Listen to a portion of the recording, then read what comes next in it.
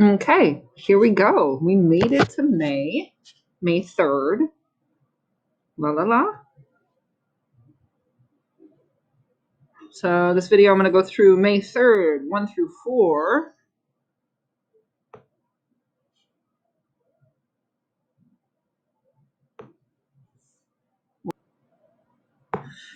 Okay, so this is basically like the factoring we've been doing, but you'll notice something a little different. We have a negative sitting there in our middle term. So that means something a little different. It means we need to find two numbers that add to negative 15 and multiply to positive 56. So think about that, right? There's two ways to multiply and get positives. And those two ways are positive times a positive, which would never add to be a negative, or we could have negative times a negative. So a negative times a negative will produce a positive, and a negative plus a negative will produce a negative. So we're basically doing the same thing. We just need to work with negative numbers this time. So let's make our list of stuff that multiplies to negative 56. We got negative 1 and negative 56, which adds to negative 57. So that's not it. We have negative 2 and negative 28, which I did break out the calculator for. No shame. 56 divided by 2 is 28, but that adds to negative 30. So we're still not okay. 56 divided by 3, you get a weird decimal. 56 divided by 4 is 14. So negative 4 and negative 14 do multiply to positive 56, but they add to negative 18. So we're getting closer. We're just not quite there yet. Okay.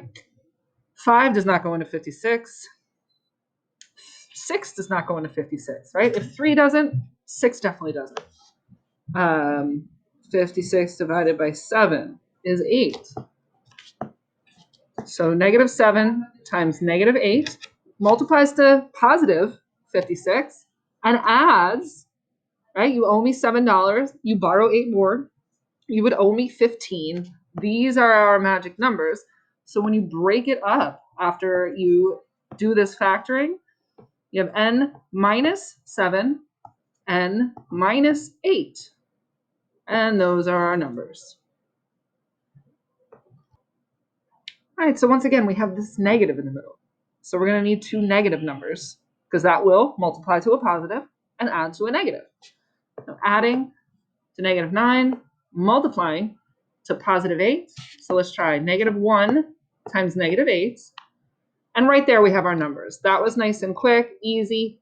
You owe me $1, you borrow 8 more. All of a sudden, you owe me 9. So those are our magic numbers.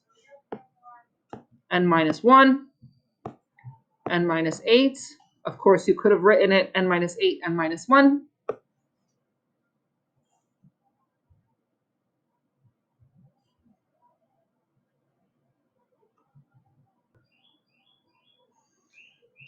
Again, negative in the middle. So we're going to need two negative numbers in order to multiply to a positive 56. Okay. And, so we've got negative 1, negative 56, which definitely doesn't add to 15.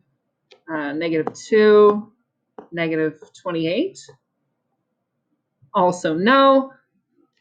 3 does not go into 56, just 4.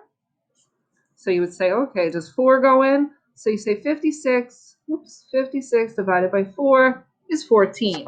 Negative 4, negative 14. But that adds to negative 18, still not good. 5 doesn't go in. 6 doesn't go in, right? If 3 doesn't, 6 certainly can't. But 7 times 8. Negative 7 times negative 8 multiplies to positive 56 and adds to negative 15. Why do I feel like I did this one?